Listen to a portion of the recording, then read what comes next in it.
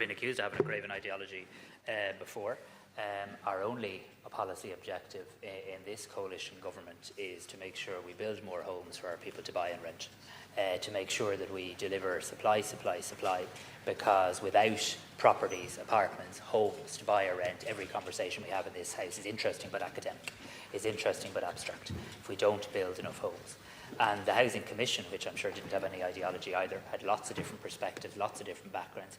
It in and of itself said very clearly that there was a need for private investment in terms of getting to supply. So I would make the point respectfully, I would make the point that surely it's not your position that the only people who should be building apartments should be the state. Surely we see the benefit in private investment alongside an unparalleled level of state investment in housing. We're investing more than most European countries in housing supply.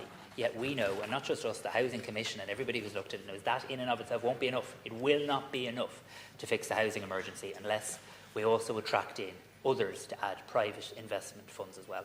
And we should, I think, if you talk of ideology, I think we should be very careful that we don't demonise that. We need a diversity of supply. We need lots of different types of building and construction underway as well. I would hope that you would accept the points that I've made in this House, that the comments this morning on national radio in relation to the 25% clarify that there was never a position that that was going to be in a year or indeed in 2 or 3. In fact, that was apparently a projection according to the comment on the radio this morning over 10 years. And it has been, and I'm not saying anyone did it intentionally, but it's been done in such a manner that has caused fear and worry. There's nobody suggesting that market rents are going to be reset at 25%, not the investment fund that you've quoted, and that investment fund has clarified that this morning, and I do think it's important we make that point too. I have acknowledged, because it's the truth, that from March it will be possible for new tenancies to have rent set to market rate. But I've also said the bit that I would think it's only fair that opposition also say, that alongside that there's a protection for the renter that isn't there today, which is that their rent then is, firstly, their tenancy is secure for 6 years, and their rent cannot be adjusted beyond inflation, capped at 2% for the next 6 years.